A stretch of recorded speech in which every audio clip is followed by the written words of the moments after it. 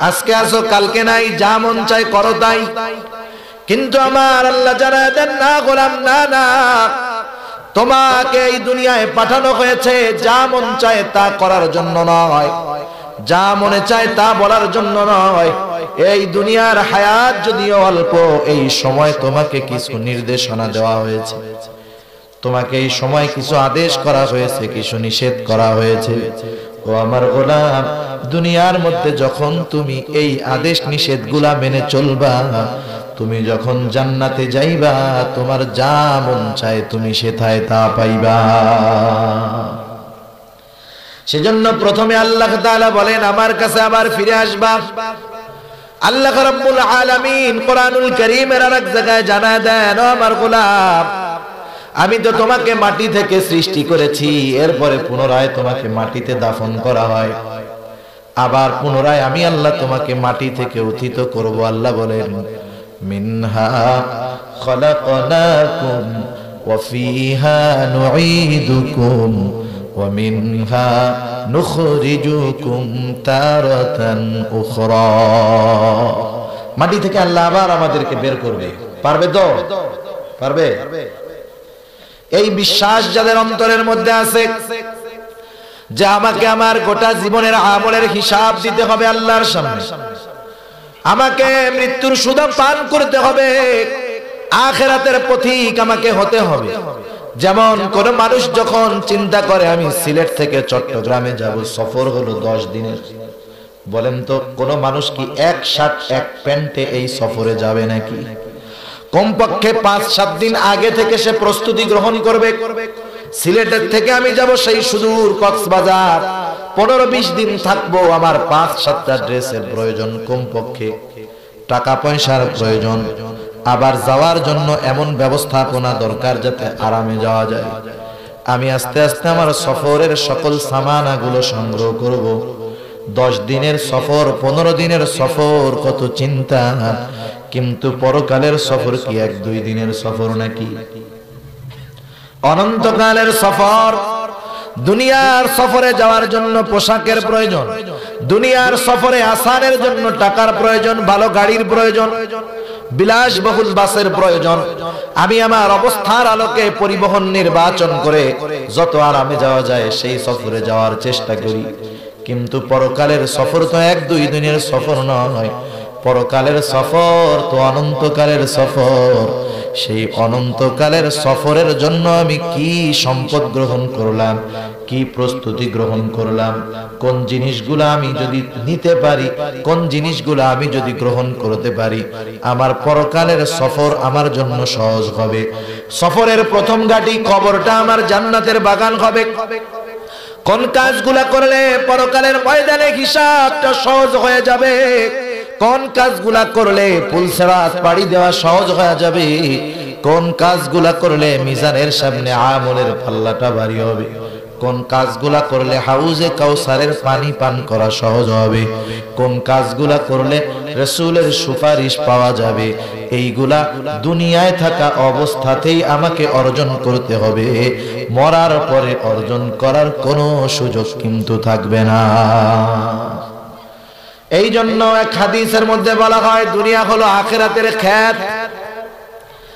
এক ব্যক্তি যখন জমিনের মধ্যে আবাদ করে, আবাদ সুন্দর মতো সে তার জমিনটাকে প্রথম চাষ দেয়, আগাছা পরিষ্কার করে সুন্দর মতো এবার চাষ দিল, এরপরে পানি দিয়া কাদা দিয়া সুন্দর মতো মাড়ায়া উত্তম ধানের চারা যখন রোপণ করে, মাঝে মধ্যে সারের প্রয়োজন হলে সার দেয়। ওই ধানের ক্ষেতের মধ্যে যদি কোনো আগাছা হয়, মেহনত করে পরিষ্কার করে। এই মেহনত করতে করতে একটা সময় ধান চারাগুলা বড় হয়ে যায়, শীষ আসে, এবার ধান হয়। 3-4 মাস পরে লোকটা জমিনের মধ্যে যখন আসে, সুন্দর মতো ধানগুলা কেটে বাড়িতে নেয়, দেখে যে তার বাম্পার ফলন, ফসলগুলা খুব সুন্দর হয়েছে, ঠিক কিনা? যদি লোকটা এটা চিন্তা করত, লোকটা যদি এইটা চিন্তা করত যে আমি প্রথমবার ধানের চারা রোপণ করে আসলাম, আর ওর কাছে যাব না, এমনি বড় হবে, ধান হবে, 3 মাস পরে গিয়া ধান কেটে আনবো, বলেন তো অবস্থা কি হতো? 3 মাস পরে ও যখন জমিনের মধ্যে যেত, ওর ধানের চারা খুঁজে পেত না, গোটা জমিনের মধ্যে আগাছা হয়ে যেত, ধানের খবরই থাকত না। এজন্য এই লোকটা যখন 2-3 মাস মেহনত করছে, ধান সুন্দর হয়েছে, 1 বছর তার ভাতের টেনশন দূর হয়ে গেছে। ঠিক কিনা বলেন? সেই জন্য যেই চাষি সুন্দর মতো চাষাবাদ যত্নের সাথে করে, আবাদ সুন্দরভাবে করে, তার ফসল সুন্দর হয়, বাকি বছরের গোটা বছরের চিন্তা তার দূর হয়। কিছু ফসল বিক্রয় করে অন্যান্য হাজত প্রয়োজনীয়তা পূরণ করে, আর কিছু ফসল সে নিজের খাওয়ার জন্য রাখে। অনুরূপভাবে দুনিয়াটা হলো আখিরাতের চাষাবাদের জায়গা। যেই লোকটা দুনিয়ার মধ্যে যেমন আমলের চাষ করবে, যেমন ঈমানের চাষ করবে, আখিরাতের দিন তার ফলাফল তেমনই সে পেয়ে যাবে। কি চাষাবাদ করছে আল্লাহ তাআলা সব জানায় দিবে। ঠিক কিনা বলেন?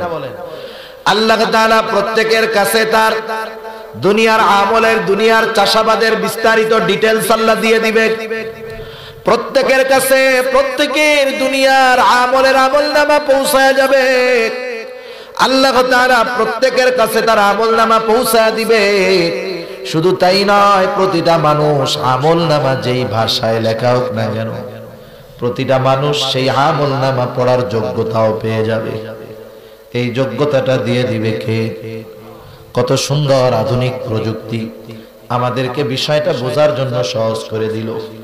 কয়েকদিন আগে একটা সফটওয়্যার দেখলাম, সেখানের মধ্যে লেখা, সফটওয়্যার একটা ক্যামেরার সফটওয়্যার, ক্যামেরার মাধ্যমে ভয়েস চেঞ্জ হয়ে যাবে, ল্যাঙ্গুয়েজ চেঞ্জ হয়ে যাবে।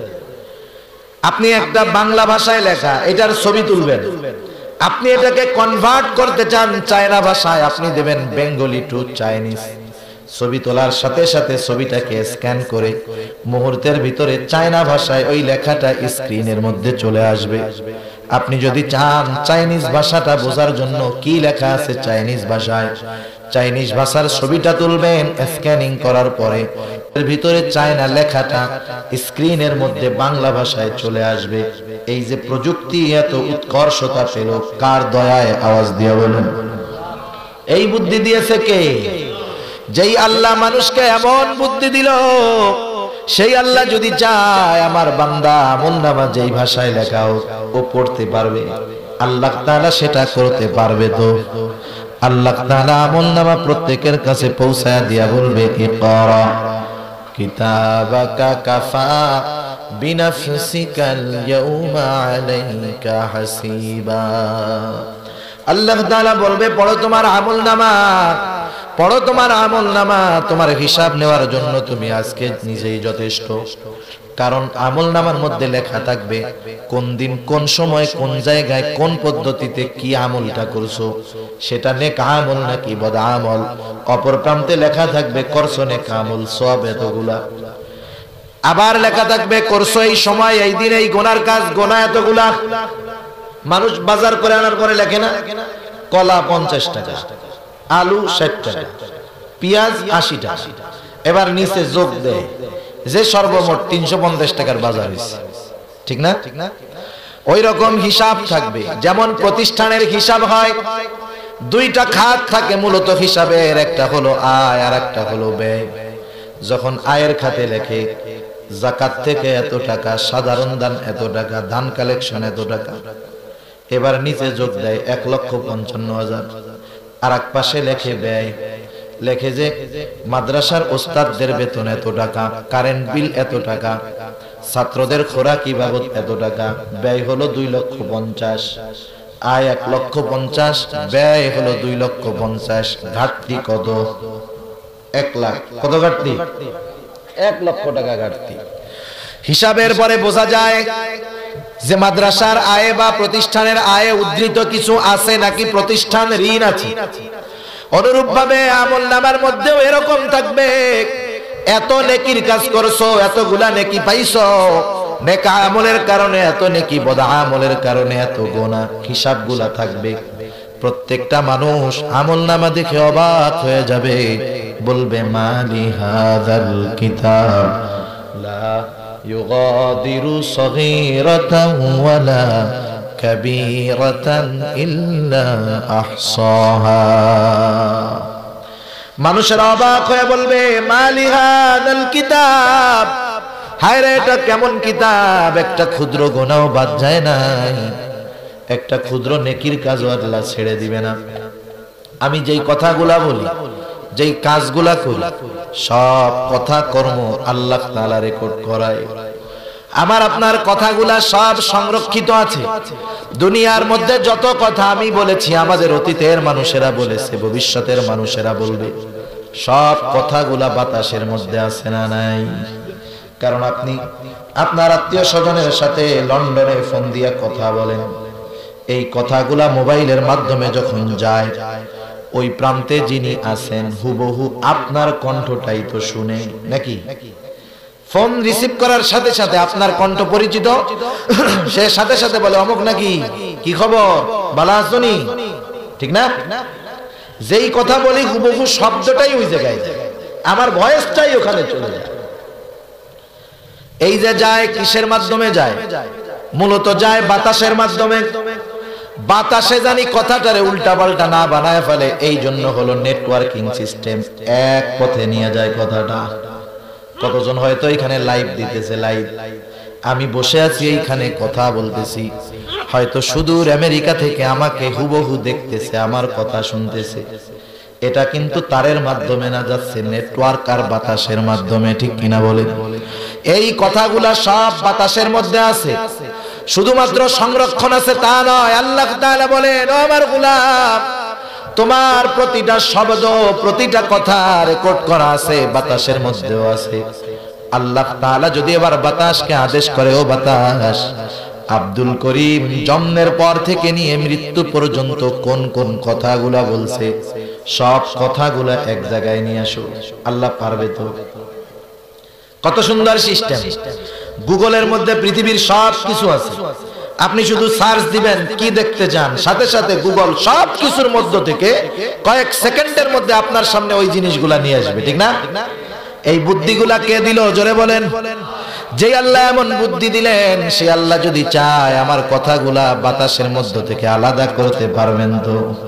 সেজন্য আল্লাহ বলেন সব কথাগুলা সংরক্ষিত হচ্ছে। আল্লাহ বলেন মা ইয়ালফিযু মিন কওলিন ইল্লা লাদাইহি রাকীবুন আতীদ। সব কথাগুলো আল্লাহ তাআলা রেকর্ড করতেছেন। শুধু তাই নয়, প্রতিটা মানুষের কাছে দুইজন ফেরেশতা আল্লাহ রেখে দিয়েছে।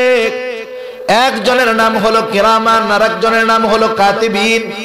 আল্লাহ তাআলা পবিত্র কোরআনুল কারীমের মধ্যে বলেন কিরামান কাতিবিনা ইয়ালামুনা মা তাফআলুন। কিরামান কাতিবিন সবার কাছে আছে নাকি? কিরামান কাতিবিনের ডিউটি কি 8 ঘন্টা নাকি 12 ঘন্টা? হ্যাঁ, কথা বুঝেন নাই? কিরামান কাতিবিনের ডিউটি কয় ঘন্টা? 12 ঘন্টা, 8 ঘন্টা। কোন পর্যন্ত থাকবে? মরার আগ পর্যন্ত থাকবে। দিনে থাকবে, রাত্রে বেলা থাকবে না, এরকম নাকি? রাত্রে থাকে তো। যখন যুবক মোবাইলের মধ্যে একা একা সুন্দর মতো ল্যাপের তলে বসে এরকম দেখে, কিরামান কাতিবিন তখন এগুলা দেখে না। দেখে, সত্যই দেখে। যুবক যখন একা একা নিরালায় গার্লফ্রেন্ডের সাথে কথা বলে, কিরামান কাতিবিন মনে হয় শুনে না? শুনে। হ্যাঁ হ্যাঁ। তাইলে যদি এই বিশ্বাস থাকে আমার কথা সংরক্ষণ করা হইতেছে, কিরামান কাতিবিন আমি যা করতেছি, বলতেছে, দেখতেছে, শুনতেছে, আল্লাহ তাআলা সেই কথাই বলেন কিরামান কাতিবিন ইয়ালামুনা মা তাফআলুন। আমরা কি করি সব কিরামান কাতিবিন জানে। শুধু কিরামান কাতিবিন জানে না, আল্লাহ জানে না, আল্লাহ তাআলাও জানে। সেজন্য ফাঁকি দেওয়ার উপায় নাই আমাদের। আল্লাহ রাব্বুল আলামিন জানায় দেন, আমার গোলাম, তোমার কাছে যে আমলনামা পৌঁছানো হবে, সেই আমলনামার মধ্যে তোমার দুনিয়ার সব আমল কি করছো লেখা থাকবে। কারণ দুনিয়ার আমল রেকর্ড করার কারণ কি? সংরক্ষণ করার কারণ হলো আল্লাহ বলেন ওয়ামা খালাকতুল জিন্না ওয়াল ইনসা ইল্লা লিয়াবুদুন। আল্লাহ রাব্বুল আলামিন বলেন, আমি মানুষ এবং জিনকে আমি আল্লাহ তাআলা আমার গোলামি করার জন্য সৃষ্টি করেছি। তাহলে দুনিয়ার মধ্যে আমরা কার গোলামি করব? জবান খুলে বলেন। দুনিয়ায় আল্লাহ তাআলা এই 40, 50, 60 বছরের হায়াত দিয়ে পাঠিয়েছেন তার গোলামি করার জন্য, ফুর্তি মারার জন্য নয়, মাস্তি মারার জন্য নয়, এনজয় করার জন্য নয়, উপভোগ করার জন্য নয়, বরং কার গোলামি করার জন্য? আওয়াজ দিয়া গন। এই 40-50 বছর আমরা যদি আল্লাহর গোলামি করতে পারি তাহলে আমাদের কোনো চিন্তা নাই, আমাদের কোনো ভয় নাই। কারণ এই 40-50 বছর যদি আল্লাহর গোলামি যথাযথভাবে করতে পারি, যথাযথ গোলামির কারণে আল্লাহ তাআলার সাথে আমাদের বন্ধুত্বের সম্পর্ক হয়ে যাবে। যেমন আপনাদের সিলেট অঞ্চলে একবারে হাওড়ের মধ্যে বিশাল বড় বাড়ি, আসতে সময় একটা বাড়ি দেখছি, বিশাল এরিয়া। ওই বাড়ির মধ্যে মানুষজন আসে বলে মনে হয় না। হয়তো ওই বাড়ির মালিক বাইরে থাকে, তাই না? ওর বাড়িতে একজন কেয়ারটেকার আছে, একজন রক্ষণাবেক্ষণের লোক আছে। এত বিশাল বড় বাড়ি, দামি দামি ফার্নিচার, দামি দামি খাট, হয়তো অনেকের বাড়ি আবার গরু আছে, অনেক কিছু আছে। বিদেশি মালিক শুধু ওই লোকটাকে বলছে, শোনো তুমি আমার বাড়ি থাকবা, তোমার পরিবার থাকবে, তোমার কাজ হলো আমার বাড়ি রক্ষণাবেক্ষণ করা, এই সম্পদগুলা সংরক্ষণ করা, তুমি থাকবা, প্রয়োজনে তোমার আত্মীয় স্বজন আসলেও বেড়াবে, কোনো অসুবিধা নেই, কিন্তু সাবধান, এমন কিছু করবা না যাতে আমি কষ্ট পাই। এই লোকটারে সে বাড়িতে নিয়োগ দিয়া গেল চাকর হিসাবে, চাকরি করার জন্য। বলেন তো এই লোকটা যদি বিশ্বস্ততার সাথে মালিকের দেওয়া দায়িত্ব পালন করে, 20 বছর 30 বছর হয়ে গেছে, কোনোদিন মালিকের কোনো সম্পদের ক্ষতি করে নাই, মালিকও তার প্রতি খুব খুশি, কারণ 30 বছর হয়ে গেছে সে কোনোদিন এমন কোনো কাজ করে নাই যাতে আমার ক্ষতি হয়েছে। এই মালিকটা, ওই গোলাম, ওই চাকর 30 বছর তার বাড়িতে আছে। এই লোকটা যখন বন্ধু বান্ধবদেরকে নিয়ে তার নিজের বাড়িতে আসবে, একসাথে বসা, অপরিচিত মানুষ বন্ধু বান্ধবদেরকে নিয়ে আসছে। এইবার যখন ওই 30 বছর তার বাড়িতে যেই লোকটা কাজ করছে, ওই লোকটা যখন সামনে আসবে, আমি এটা অন্তর থেকে বিশ্বাস করি, এবার যদি বন্ধুরা জিজ্ঞাসা করে ওই লোকটাকে, এই মালিক তখন বলবে না ও আমার বাড়ির চাকর, যদি মুরব্বি হয় বলবে ওই লোকটা হলো আমার চাচা। ঠিক না? ছিল চাকর, কিন্তু বিশ্বস্ততার কারণে, তার দায়িত্ব যথাযথভাবে পালন করার কারণে এই লোকটা হয়ে গেছে এখন চাচা। ঠিক কিনা বলেন? আমরা হলাম আল্লাহর গোলাম। কার গোলাম? জোরে বলেন। কিন্তু আমরা যদি এই গোলামি যথাযথভাবে করতে পারি, তথা আল্লাহ তাআলার আদেশ নিষেধগুলা যথাযথভাবে মান্য করতে পারি, আল্লাহ তাআলা বলেন, ও আমার গোলাম, তুমি আর গোলাম থাকবা না, তুমি তখন গোলাম থেকে আমার বন্ধু হয়ে যাবা। আর আল্লাহর বন্ধু যারা হয় তাদের কোনো ভয় আছে? তাদের কোনো টেনশন আছে? তাদের কোনো চিন্তা আছে? তাদের কোনো ভয় নাই, টেনশন নাই, চিন্তাও নাই। আপনি কি এটা এখানে লাগাবেন? আল্লাহ রাব্বুল আলামিন পবিত্র কোরআনুল কারীমের মধ্যে বলেন, আলা ইন্না আউলিয়া আল্লাহি লা খাউফুন আলাইহিম ওয়ালা হুম ইয়াহজানুন। আল্লাহ রাব্বুল আলামিন বলেন, হে দুনিয়ার মানুষ জেনে রাখো, আলা ইন্না আউলিয়া আল্লাহ, যে যারা আল্লাহর ওলি তথা আল্লাহর বন্ধু। তাহলে আল্লাহর বন্ধু কারা? আল্লাহর গোলামি যথাযথভাবে করে যারা। ঠিক কিনা বলেন? আল্লাহ বলেন, ওরা আমার গোলামি যথাযথভাবে করার কারণে ওরা আমার বন্ধু। আর যারা আল্লাহর বন্ধু, আল্লাহ বলেন, লা খাউফুন আলাইহিম ওয়ালা হুম ইয়াহজানুন। আল্লাহর ওলি যারা, এদের দুনিয়া আখিরাত উভয় জাহানে ভয়ও নাই, চিন্তাও নাই। সুবহানাল্লাহ বলেন। তাহলে আল্লাহর ওলি হইলে, আল্লাহর গোলাম হইলে লাভ না লস? সেই আল্লাহই আমাদেরকে জানায় দেন, ও আমার বান্দা, আমি আল্লাহ তাআলা তোমাদেরকে আমার ইবাদত করার জন্য সৃষ্টি করেছি। দুনিয়ার মধ্যে আমার গোলামি যদি করো, যথাযথভাবে গোলামি করলে আমার সাথে তোমার একটা ভালো সম্পর্ক হয়ে যাবে। পরকালের টেনশনও তোমার নাই, দুনিয়ার কোনো ভয় চিন্তা তোমার থাকবে না। কারণ আপনাদের এলাকার এমপি সাহেব যিনি, বলেন তো কমপক্ষে এই এরিয়ার মধ্যে এমপির আত্মীয়র কোনো ভয় আছে নাকি? কেউ ঠেকাইলেই বলে এমপি সাহেব আমার ভাই, এমপি সাহেব আমার চাচা, এমপি সাহেবের ছেলে আমার বন্ধু, এরকম বলে না অনেক সময়? দুনিয়ার একজন ক্ষমতাধরের সাথে কোনো মতে পরিচয় পাইলেই কত সুন্দরভাবে পরিচয়টাকে প্রেজেন্ট করে, চিন্তা ভয় দূর করে। আর যেই মানুষগুলা আল্লাহর গোলাম, তার তো কোনো চিন্তা থাকতে পারে না। এমনি একজন পিয়ন, পিয়ন একটা পদ, আমি এই পদটাকে খাটো করার জন্য বলতেছি না, বোঝানোর জন্য বলতেছি। পিয়ন হলো সরকারি গেজেটে মনে হয় 4 ক্লাস কর্মচারী, 4র্থ শ্রেণীর কর্মচারী। একজন পিয়ন, অফিস পিয়ন। সাধারণ একটা অফিসের পিয়ন আর প্রধানমন্ত্রীর অফিসের পিয়ন, এই দুইটা কি সমান? প্রাইম মিনিস্টারের অফিসের যে পিয়ন, ওর পাওয়ার প্রায় মন্ত্রীর কাছে গেছে, ঠিক কিনা বলেন? ও আস্তে আস্তে প্রধানমন্ত্রীর কানে কানে মন্ত্রীর বিরুদ্ধেও লাগাই দিতে পারবে। যদিও দুইজনের পদ এক, কিন্তু পাওয়ার এক না, ওর পাওয়ার একটু বেশি। একটা বাড়ির কাজের মানুষ, বুয়া, ঘর মুছার লোক, সে আর প্রধানমন্ত্রীর বাসার কাজের বুয়া সেম নাকি? প্রধানমন্ত্রীর কাজের বুয়া তো ও মিনি প্রাইম মিনিস্টার, ঠিক না? ওর পাওয়ার আর এর পাওয়ার এক হবে না। সেই জন্য সব গোলাম সমান নয়। দুনিয়ার মানুষের গোলাম একরকম, আল্লাহর গোলাম আর একরকম।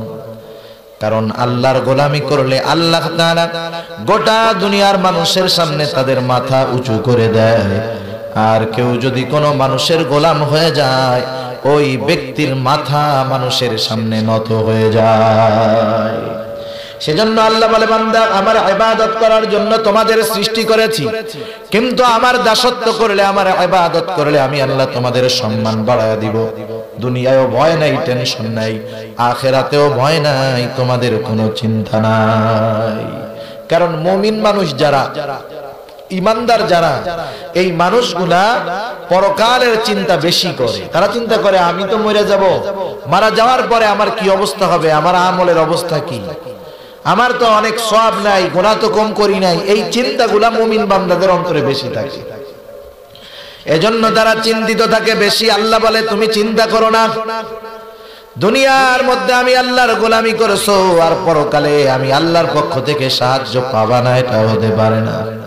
সেই জন্য মুমিন বান্দার ভয় থাকার পরেও তার নিশ্চয়তা আল্লাহ তাআলা দিয়েছেন। আর রাসূলুল্লাহ সাল্লাল্লাহু আলাইহি ওয়াসাল্লাম জানায় দিয়েছেন কোন কাজ করলে আল্লাহর গোলামি করতে আমাদের সহজ হবে। নবী আমার বলেন, আকসিরু যিকরা হাদিমিল লাযযাত, বেশি বেশি ওই জিনিসের স্মরণ করো যেই জিনিস সকল স্বাদকে বিনষ্ট করে দেয়। দুনিয়ার মাস্তি, দুনিয়ার মজা, দুনিয়ার ফুর্তি সব কিছু নষ্ট করে দিতে পারে মৃত্যু, ঠিক কিনা বলেন? মনে করেন একটা বিবাহ বাড়ি, শত শত মানুষ আসছে, আগামীকাল মেয়েটার বিবাহ, শত শত মানুষ, 500 মানুষ বাড়ির মধ্যে, কি আনন্দ! সিলেট চট্টগ্রামের বিবাহের কথা তো আর নাই বা বললাম, আনন্দের ঠেলায় অস্থির। কমিউনিটি সেন্টারে আয়োজন তো আছে, বাড়ির মধ্যে আর এক মহা আয়োজন। আগামীকাল মেয়েটার বিবাহ হবে, সব আত্মীয় স্বজন হাজির। লন্ডন থেকে সব আত্মীয় চলে আসছে, আমেরিকা থেকে সব আত্মীয় চলে আসছে, কত আনন্দ। আর যদি ফ্যামিলিটা একটু বদদিন হয়, গান বাজনা, ডেক সেট, নাচানাচি আছে না নাই? ঢাকার থেকে শিল্পী নিয়ে আসছে গান গাওয়ানোর জন্য, শত শত মানুষের আয়োজন, সবার মনে খুশি, সবার মনে আনন্দ। হঠাৎ করে এই ফুর্তির মধ্যে একজন এসে খবর দিল, হায় রে দুঃসংবাদ, কি হইছে? এবার ওই লোকটা বলতেছে, তোমরা আনন্দ করতেছো, আর যার বিবাহ গত আগামীকাল সে তো স্ট্রোক করে মরে যাওয়ার মতো অবস্থা। বলেন তো, ওই বাড়ির মধ্যে যদি 1000 লোকও থাকে, একটা মানুষেরও কি তখন আনন্দ থাকবে নাকি? মর লোকে আনন্দ নষ্ট হইল কার? দেখুন, আরেকজনের মৃত্যু আমার আনন্দকে নষ্ট করে দেয়। যেই মাইক দিয়া একটু আগে গান চলতেছিল, আরেকজন বলবে তুই যা কোরআন শরীফ পড়া শুরু কর, ঠিক না? একটু আগে ছিল গান, এখন কি বলবে? যে কোরআন শরীফ পড়া শুরু কর। মুহূর্তের ভিতরে পুরা সিন চেঞ্জ। একটা মৃত্যুর খবর গোটা পরিবেশকে উল্টায়া দিল। সেই মৃত্যু প্রত্যেকের হবে কি হবে না? যুবকের মনে হয় হবে না, শিশু মনে হয় মরে না। মৃত্যু প্রত্যেকের কাছেই আসবে। কোন সময় আসবে, কোন ক্ষণে আসবে কেউ জানে না, কিন্তু মৃত্যু যে আসবে এটা সুনিশ্চিত। সময়টা, স্থানটা নির্ধারণ করে রাখছে কে? আল্লাহ তাআলা। কারণ সময় আর স্থান যদি মানুষরা আল্লাহ জানায় দিত, তাহলে যেই জায়গায় ওর মরার কথাও জিন্দেগিতেও যাওয়ার চেষ্টা করছে না, কইতেছে না না না ও জায়গায় তো যাওয়াই যাবে। আবার যেই সময় মরার টাইম, মনে করেন ওর মৃত্যুর টাইম হলো জানুয়ারির 16 তারিখ বিকাল 4টার সময়, ও 3:30টার সময় ওযু টযু কইরা তাওবাতিল্লাহ কইরা ও পুরো সুবিশা হয়ে যায়। আল্লাহ সেই সিস্টেম রাখেন নাই। আবার এমন সিস্টেমও রাখেন নাই যে বৃদ্ধ আগে মরবে, যুবক পরে মরবে, বালক মরবেই না, এরকম সিস্টেমও আল্লাহ রাখেন না। একবারে নাবালক মরে, পেটের মধ্যেও মরে, হওয়ার পরেও মরে, 1 বছর বয়সেও মরে, 10 বছরেও মরে। দাদা আগে মরে, ছেলে পরে মরে, সন্তান আগে মরে, বাবা পরে মরে, আছে না নাই? কিন্তু প্রতিটা মানুষের মৃত্যুর সময় নির্ধারণ করা আছে, এটা আল্লাহ জানেন। দুনিয়ার কেউ এই সময়টা জানে না। আল্লাহ তাআলা বলেন সেই সময়টা যখন আসবে, মানুষ সুস্থ হোক আর অসুস্থ হোক, বৃদ্ধ হোক আর যুবক হোক, বালক হোক আর কিশোর হোক, এটা দেখার সময় নাই। মৃত্যু আসার সাথে সাথেই তাকে মরতেই হবে। সুস্থ মানুষ, যুবক, ফিগার টিগার সব ভালো, মুহূর্তের ভিতরে বুকে ব্যথা উঠছে, 3 মিনিটের মধ্যে লাশ হয় কি হয় না? সেজন্য আল্লাহ তাআলা বলেন ফাইযা জাআ আজালুহুম লা ইস্তাখিরুনা সাআতাও ওয়া লা ইস্তাকদিমুন। প্রত্যেকটা মানুষের জন্য নির্ধারিত সময় আছে, যেই সময় সে মরবে। যখন সেই সময়টা তার কাছে চলে আসবে, মৃত্যুর নির্ধারিত সময় আসার পর, সুস্থ হোক আর অসুস্থ হোক, বৃদ্ধ হোক আর যুবক হোক, 1 মুহূর্ত পরেও সে দুনিয়ায় থাকতে পারবে না, 1 মুহূর্ত আগেও সে দুনিয়া থেকে যাবে না। নির্ধারিত সময় মালাকুল মউত তাকে নিয়েই যাবে। শুধু তাই নয়, মৃত্যু থেকে বাঁচার জন্য যত প্রকার চেষ্টাই সে করুক না কেন, যত জায়গায় পালাক না কেন, পালাতে পারবে না, মৃত্যুই তার কাছে পৌঁছায়া যাবে।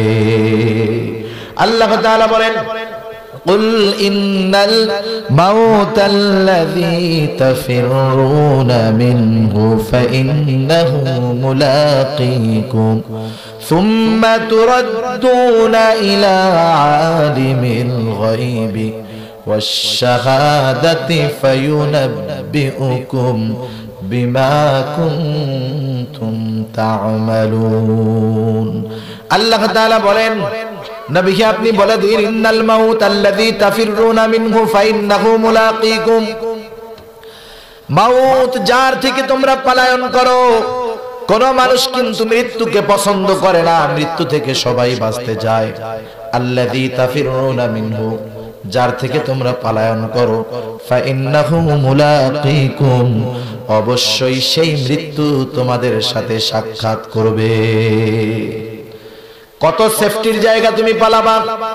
দুনিয়ার মধ্যে অনেক সেফটি জায়গা আছে, অনেক সেফটি গাড়ি আছে, অনেক সেফটি পোশাক আছে। যেমন অনেক গাড়ি আছে বুলেট প্রুফ গাড়ি, এমনও গাড়ি আছে রকেট লঞ্চার মারলেও সেটা ভাঙবে না।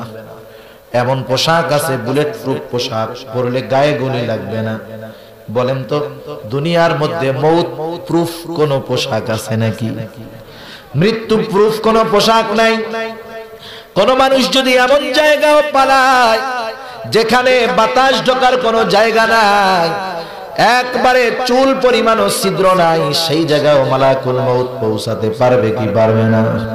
আল্লাহ তাআলা বলেন, আইনামা তাকুনু ইউদরিকুমুল মাউত ওয়ালাউ কুনতুম ফি বুরুজিম মুশাইয়াদা।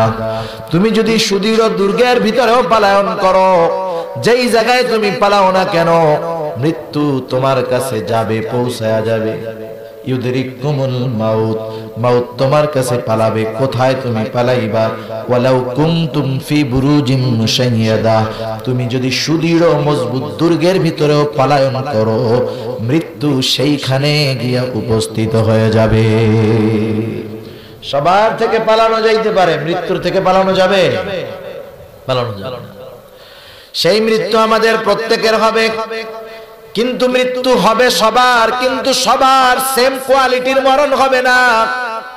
কেউ তো মরবে ঈমানবিহীন, কেউ তো মরবে ঈমানের সাথে। কারো মৃত্যু হবে শাহাদাতের মৃত্যু, কারো মৃত্যু হবে কুফুরের উপর, কারো মৃত্যু হবে কষ্টের উপর, কারো মৃত্যু হবে আসানের সাথে। প্রত্যেকটা মানুষকে সেই জন্য নবী আমার এই মৃত্যুর কথা বেশি বেশি স্মরণ করার কথা বলেন, কারণ অধিক মৃত্যুর স্মরণ মানুষকে গুনার কাছ থেকে বাঁচায়, অধিক মৃত্যুর স্মরণ মানুষকে আল্লাহর দিকে ধাবিত করে। এজন্য দেখেন না, যেটা বেনামাজি জীবনে জুমার নামাজও পড়ে না, ওর বাপ যদি মারা যায়, বাপ মারা যাওয়ার পরে কিছুদিন দেখবেন ওই লোকটাও 5 ওয়াক্ত নামাজ পড়ে, ঠিক না? কারণ বাবার মৃত্যু তার লাইফকে চেঞ্জ করে দেয়। এক সময় দুনিয়ার সাথে মিশে আবার যেই সেই, কিন্তু ওই বাবার মৃত্যুর সময় তার অন্তরের যেই অবস্থা, যেই স্মরণ, এটা যদি সে সর্বদা করত, সে আর নামাজ ছাড়তো না, ঠিক কিনা বলেন? এজন্য মৃত্যু প্রত্যেকের কাছে আসবে। মুমিন ব্যক্তির মৃত্যু আর বেঈমান বদ্দিনের মৃত্যু কিন্তু সেম কোয়ালিটির হবে না। দুইজনের মৃত্যুর মধ্যে তফাৎ আছে। কারণ যেই মানুষগুলা নেককার বেশি হয়, মৃত্যুর চিন্তা তারা বেশি করে। যেই মানুষগুলা দুনিয়ার মাস্তির মধ্যে ডুবে থাকে, ওরা কিন্তু মৃত্যুর কথা ভুলে থাকে, ঠিক কিনা বলেন?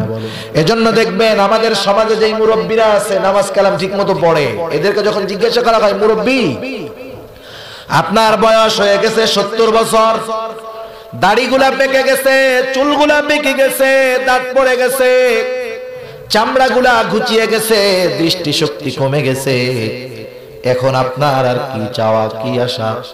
অধিকাংশ দিনদার মানুষের জবাব হলো, এখন আর দুনিয়ার কোনো কিছু চাওয়ার নাই, এখন আল্লাহ তাআলার কাছে একটা জিনিস চাই, যেন আল্লাহ রাব্বুল আলামিন ঈমানের সাথে আমার মৃত্যুটা দেয়, ঠিক না? আর যেই বেটা দুনিয়াদার, ও যতই বৃদ্ধ হোক না কেন, ওই বৃদ্ধ মানুষটাও চিন্তা করে দুনিয়ার মধ্যে আর কিছুদিন থেকে আর কিছু সম্পদ যদি উপার্জন করা যায় তো ভালো হইতো, ঠিক না? দেখেন এ দুইজনেই বৃদ্ধ, কিন্তু দিনদারের চিন্তা একরকম, দুনিয়াদারের চিন্তা আর এক রকম। আল্লাহ তাআলার গোলাম ওই দিনদার বৃদ্ধ, আল্লাহ তাআলা ওই দিনদারের ব্যাপারে সুসংবাদ জানায় দেন। আল্লাহ তাআলা বলেন, ও আমার গোলাম, সারাটা জীবন আমার গোলামি করো না, মৃত্যুর চিন্তা করো, তোমার কোনো টেনশন নাই, চিন্তা নাই। কারণ প্রতিটা মানুষের মৃত্যুর সময় শয়তান তার সর্বোচ্চ শক্তি দিয়া তাকে বেঈমান বানানোর চেষ্টা করে। কারণ শয়তানের মিশন হলো মানব জাতিকে পাপের দিকে ঠেলে জাহান্নামের বাসিন্দা বানায় দেওয়া, এটা হলো শয়তানের মিশন। এই জন্য শয়তান চায় মানুষগুলাকে মৃত্যুর সময় বেঈমান বানায় দুনিয়া থেকে বিদায় করার এই অপচেষ্টা শয়তান করে। এই চিন্তাটাই মুমিনরা করে না জানি, মৃত্যুর সময় শয়তানের ধোঁকায় পড়ে ঈমানটা হারায় বসি, এই ভয় মুমিনের মধ্যে কাজ করে। আর আল্লাহ তাআলা সেই মুমিনদেরকে জানায় দেন, আল্লাহ বলেন, ইন্নাল্লাযীনা ক্বালু রাব্বুনাল্লাহ সুম্মা ইসতাকামু তাতানাজ্জালু আলাইহিমুল মালায়েকা আল্লা তাখাফু ওয়া লা তাহজানু وأبشروا بالجنة التي كنتم توعدون।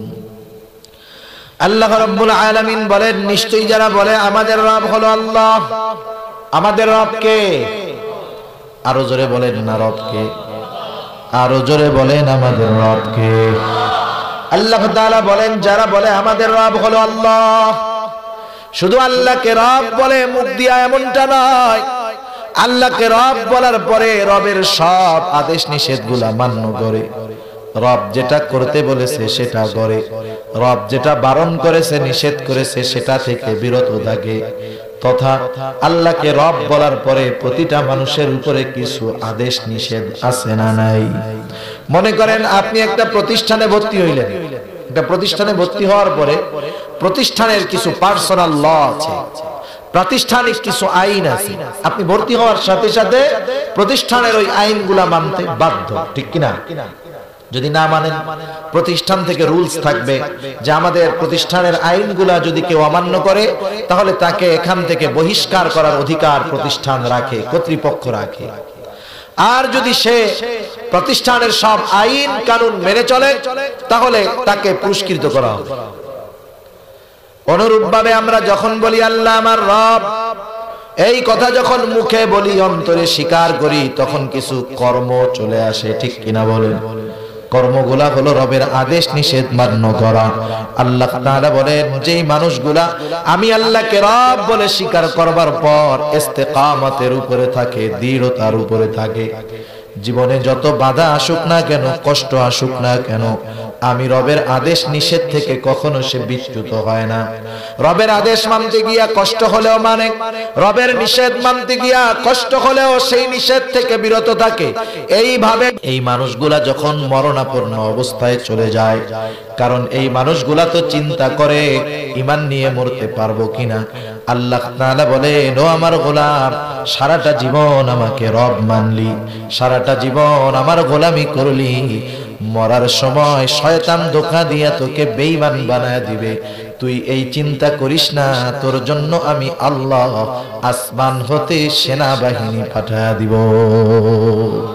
আল্লাহ রাব্বুল আলামিন বলেন, তাতানাজ্জালু আলাইহিমুল মালায়েকা, আল্লাহ তাআলা ওই লোকের কাছে আসমান হতে ফেরেশতার বাহিনী পাঠায় দেয়।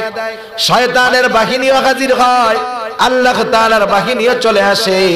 ওই ফেরেশতারা এসে মুমূর্ষু ব্যক্তির কাছে বলতে থাকে, আল্লাহ তাখাফু ওয়ালা তাহজানু। তারা এসে বলে, আল্লাহর বান্দা, তুমি ভয়ও পেও না, চিন্তাও করো না। তোমার দুনিয়ায়ও ভয় নাই, আখিরাতেও ভয় নাই। দুনিয়ায় চিন্তা নাই, আখিরাতেও চিন্তা নাই। তুমি তো আল্লাহর গোলাম, তুমি তো আল্লাহর বন্ধু। শয়তান ধোঁকা দিয়া তোমাকে বেঈমান বানাতে তো পারবেই না। বরং শুনে নাও, আল্লাহর পক্ষ থেকে তোমার জন্য কি সুসংবাদ। আল্লাহ বলেন, ওয়া আবশিরু বিল জান্নাহ। ওই মুমূর্ষু ব্যক্তির কাছে আল্লাহ তাআলার পক্ষ থেকে ফেরেশতারা জান্নাতের সুসংবাদ পৌঁছায়া দেয়। যার মৃত্যু নিশ্চিত, সে যদি ঈমানদার হয়, তার কাছে জান্নাতের সুসংবাদ আল্লাহ পাঠায় দেয়। সুবহানাল্লাহ। জান্নাতের সুসংবাদ, সুসংবাদ মানুষ, সংবাদ মানুষ অনেক মাধ্যমে পায়। অনেক মাধ্যমে পাওয়া যায় না? যেমন মনে করেন আপনি এই জায়গায় বসে আছেন, রাস্তার অপর প্রান্তে আপনি দেখলেন হঠাৎ করে অনেক কালো ধোঁয়া উঠছে। এই কালো ধোঁয়া আপনাকে কিসের সংবাদ দিবে? যে নিচে আগুন ধরছে, ঠিক না? এই সংবাদ পাবে না। আবার মনে করেন আপনি এক বন্ধুর বাসায় বেড়াতে গেছেন, আপনার খুব পছন্দের খাবার হলো বিরিয়ানি। বিরিয়ানি চিনেন তো? বিরিয়ানি, বিরিয়ানি রান্না করলে একটা স্মেল আসে, গন্ধ আসে না? খুব মজার গ্রান। আপনি বন্ধুর বাসায় যায় যখন বসছেন, বন্ধুর মা আপনার পছন্দের খাবার বিরিয়ানি রান্না করতেছে। বন্ধু আপনারে বলেও নাই, আপনি দেখেনও নাই, কিন্তু ঘ্রাণটা যখন আসছে, আপনি কিসের সংবাদ পাইলেন? বিরিয়ানির সংবাদ। তার মানে দেখার মাধ্যমেও সুসংবাদ পাওয়া যায়, ঘ্রাণের মাধ্যমেও সুসংবাদ পাওয়া যায়, অনুভূতির মাধ্যমেও সংবাদ পাওয়া যায়। যেমন একটা মানুষ অন্ধ, চোখে দেখে না, আপনি যখন ঠান্ডা কিছু তার গায়ের সাথে লাগাবেন, সে ঠান্ডা অনুভব করবে। গরম কিছু লাগাইলে গরম অনুভব করবে। সে পঞ্চ ইন্দ্রিয়র মাধ্যমেও সে সংবাদ পেতে পারে, সেটা সুসংবাদ হোক আর খারাপ সংবাদ হোক। ভালো মতো হাত বুলায় দিলে বুঝবে কি আমরা আদর করতেছে। লাঠি দিয়া যদি জব্বর আকারে মারে, কি বুঝবে? সাইজ করতেছে। সেজন্য অনুভূতির দ্বারাও মানুষ সংবাদ, সুসংবাদ অথবা দুঃসংবাদ পায়। এখন কোন ইমানদার কিভাবে জান্নাতের সুসংবাদ পাবে সেটা আল্লাহ ভালো জানে। কেউ হয়তো জান্নাতের ঘ্রাণ পাবে, কেউ হয়তো জান্নাত দেখবে, কারো কানে হয়তো জান্নাতের সুসংবাদ পৌঁছায় দেওয়া হবে, ঠিক কিনা বলে? এখন জান্নাতের সুসংবাদ যখন কেউ পাবে, জান্নাতের নেয়ামতের খবর যখন সে শুনবে, তার মৃত্যুর যন্ত্রণা হবে ঠিক, কিন্তু সে সেটা অনুভব করতে পারবে না। হযরত ইউসুফ আলাইহিস সালাম কেমন সৌন্দর্য আল্লাহ তাআলা তাকে দান করেছিল। আজিজে মিসরি, মিশরের খাদ্যমন্ত্রী, যখন তার স্ত্রী ইউসুফ আলাইহিস সালামের চেহারা দেখে তার প্রতি আশিক হয়ে গেল। একটা সময় যখন শহরে সবার কানে কানে পৌঁছায় গেল, দেখো আজিজে মিসরি কত সম্মানিত ব্যক্তি, মিশরের খাদ্যমন্ত্রী, তার স্ত্রী জুলাইখা একজন গোলাম, তার প্রেমের আকৃষ্ট হয়ে গেছে। এটা তো বংশের জাত যায়, মানুষের অপমান করা শুরু করলো। যায় রে জুলাইখা, তুমি কি মানুষ আর পাও নাই? তুমি তোমার ঘরের নিজের গোলাম, তার প্রেমে আকৃষ্ট হয়ে গেছো, এটা তো মান সম্মানের ব্যাপার, এটা তো উচ্চ বংশীয় মানুষের জন্য অপমানের ব্যাপার যে তুমি খাদ্যমন্ত্রীর স্ত্রী, তোমার পছন্দ হয়েছে একটা গোলামকে। এবার এই অপবাদের জবাব কিভাবে দিবে? সে শহরের সব সম্ভ্রান্ত মহিলাদেরকে দাওয়াত করলো যে তোমরা একদিন সবাই আমার বাসায় মেহমান হইবা, তোমাদের প্রশ্নের জবাব দেওয়া হবে। সব মহিলারা হাজির হয়ে গেল। সকলের হাতে দেওয়া হলো একটা হাতে ফল আর এক হাতে ছুরি। তাদেরকে বলা হলো যখন তোমাদেরকে আদেশ করা হবে তখন তোমরা এক হাতের ছুরি দিয়া অপর হাতের ফল কাটবা। সবাই এক হাতে ছুরি এক হাতে ফল নিয়ে তৈয়ার। এইবার আজিজে মিসরির স্ত্রী জুলাইখা হযরতে ইউসুফ আলাইহিস সালাম তাকে নিয়ে যখন তাদের সামনে গেল, সবাইকে আদেশ করলো ছুরি কাটো, ছুরি দিয়া ফল কাটো, ছুরি দিয়া ফল কাটা শুরু করলো। অপর দিক দিয়া ইউসুফ আলাইহিস সালামকে তাদের সামনে নিয়ে গেল। জুলাইখা বলতেছে সবাই দেখো এই তো ইউসুফ। এইবার ওই মজলিসের সব মহিলারা ইউসুফ আলাইহিস সালামের দিকে তাকায় আছে, এমন নজর দিছে তাকায় আছে। এইবার নজর দিয়া দেখতে দেখতে এতটা আকৃষ্ট হয়ে গেছে ইউসুফ আলাইহিস সালামের ব্যাপারে, তারা বলতেছে হাদা ইন্নী মালাকুন কারীম মা হাদা বাশারা ইন হাদা ইল্লা মালাকুন কারীম। ও জুলাইখা, তুমি আমাদেরকে কি দেখাও? মা হাদা বাশারা, এটা তো কোনো মানুষ হতে পারে না, এটা তো একটা ফেরেশতা। ইউসুফ আলাইহিস সালামকে সরায় ফেলা হলো। এইপরে জুলাইখা বলতেছে ওই তোমাদেরকে কাটতে দিয়েছিলাম ফল, কি কাটছো? সবাই দেখে ইউসুফ আলাইহিস সালামের চেহারায় মুগ্ধ হয়ে তারা ফল কাটা বহুদূর, তারা নিজেদের হাত কেটে রক্তাক্ত বানায় ফেলছে। ইউসুফ আলাইহিস সালামের চেহারা দেখা মাথা ঠিক নাই, হাত কাটতেছে কিন্তু টের পায় না। স্বাভাবিক সময়ে কেউ যদি নিজের হাত কাটে ব্যথা লাগবে না? কিন্তু এই ব্যথার চাইতে ইউসুফ আলাইহিস সালামের চেহারার মাধুর্যতা ছিল বেশি। এই জন্য হাত কাটার সময় তারা টের পায় নাই, বুঝতে পারে নাই। ব্যথা হইছে ঠিক, কিন্তু ওই চেহারার মাধুর্যতা এত সুন্দর তারা বুঝতেই পারে নাই কখন হাত কেটে ফেললো। বলেন তো ইউসুফ আলাইহিস সালামের চেহারা বেশি সুন্দর নাকি জান্নাতের নিয়ামত বেশি সুন্দর? ওই জান্নাতের সংবাদ, ওই জান্নাতের খবর আর ওই জান্নাতের দর্শন যখন কোন মানুষের কাছে পৌঁছাবে, বলেন তো মৃত্যুর যন্ত্রণা হলেও টের পাবে নাকি? টের পাবে। আল্লাহ তাআলা বলেন ও আমার গোলাম, তোমাদের চিন্তা নাই, জান্নাতের সুসংবাদ ফেরেশতারা এসে জানায় দিবে। আল্লাহ বলেন ওয়া আবশিরু বিল জান্নাহ আল্লাতী কুনতুম তুআদুন। আল্লাহ তাআলা তোমাদেরকে সেই জান্নাতের সুসংবাদ জানায় দিতে বলছে। কোন জান্নাত?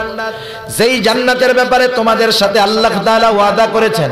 কারণ আল্লাহ তাআলা বলেছেন ইন্নাল্লাযীনা আমানু ওয়া আমিলুস সালিহাতি কানাত লাহুম জান্নাতুল ফিরদাউসি নুজুলা। আল্লাহ তাআলা বলেন নিশ্চয়ই যারা ঈমান আনে নেক আমল করে তাদের জন্য হলো জান্নাতুল ফিরদাউস। এই ওয়াদা কার? জবান তুলে বলেন। আল্লাহ তাআলা এরপরে বলেন আল্লাযীনা আমানু ওয়া আমিলুস সালিহাত লাহুম জান্নাতুন তাজরি মিন তাহতিহাল আনহার। আল্লাহ তাআলা বলেন যারা ঈমান আনে নেক আমল করে তাদের জন্য এমন জান্নাত, যেই জান্নাতের পাদদেশ দিয়ে আছে প্রবাহিত নহর। এটা কার ওয়াদা? আওয়াজ দিয়ে বলেন। আল্লাহ তাআলার সেই কথাই স্মরণ করায়া দিবে, তোমাদেরকে তো সেই জান্নাতের সুসংবাদ দেওয়া হলো আল্লাতী কুনতুম তুআদুন, যেই জান্নাতের প্রতিশ্রুতি আল্লাহ তাআলা তোমাদেরকে দিয়েছে। তোমরা ভয় পেও না, চিন্তা করো না। নাহনু আউলিয়াউকুম ফিল হায়াতিদ দুনিয়া ওয়া ফিল আখিরাহ, দুনিয়ায় আমরা তোমাদের বন্ধু, আখিরাতেও তোমাদের বন্ধু হিসাবেই থাকব। আর জান্নাতের মধ্যে কি আছে? ওয়ালাকুম ফিহা মা তাশতাহি আনফুসুকুম ওয়ালাকুম ফিহা মা তাদউন। জান্নাতের মধ্যে কি আছে? সহজ কথা, মন যা চায় তাই আছে। সুবহানাল্লাহ। জান্নাতের মধ্যে সব আছে।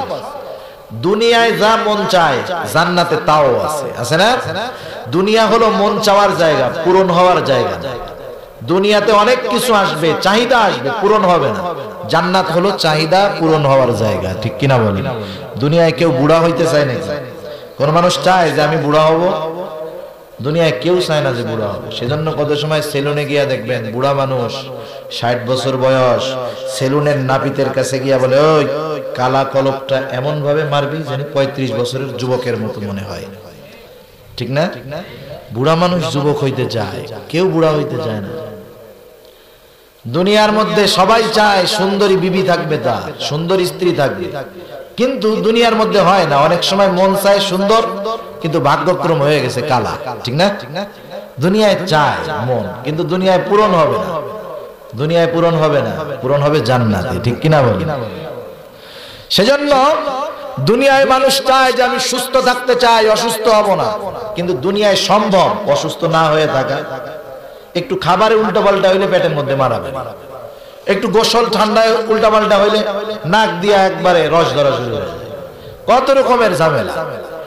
অসুস্থ হইতেই হয়। প্রতিটা সুস্থ মানুষই প্রত্যেকটা অবস্থায় কোনো না কোনো ভাবে অসুস্থ থাকে। কেউ বলতে পারবে না যে আমি পরিপূর্ণ সুস্থ। দুনিয়ায় চাই সবাই সুস্থ থাকতে, মন চায়, কিন্তু দুনিয়ায় সম্ভব? আল্লাহ বলে জান্নাতে সম্ভব। কারণ কি? ওয়ালাকুম ফিহা মা তাশতাহি আনফুসুকুম, জান্নাতের মধ্যে তোমার মন যা চায় সব আছে। সুবহানাল্লাহ। সেজন্য এই মৃত্যুর মাধ্যমে আমাদেরকে আখিরাতের পথের পথিক বানায় দেওয়া হবে। একথাই আল্লাহ তাআলা বলেন, ওয়াত্তাকু ইয়াওমান তুরজাউনা ফীহি ইলাল্লাহ, তোমরা সেই দিনকে ভয় করো যেদিন তোমাদেরকে আল্লাহর দিকে ফিরিয়ে নেওয়া হবে। আল্লাহর দিকে ফিরে যাওয়ার মাধ্যম দুনিয়া থেকে যেটা, সেটার নাম হলো মৃত্যু, ঠিক কিনা বলেন? সেই মৃত্যুকে তোমরা ভয় করো। পরকালে আল্লাহর দিকে ফিরতে হবে, এই বিষয়টাকে তোমরা ভয় করো।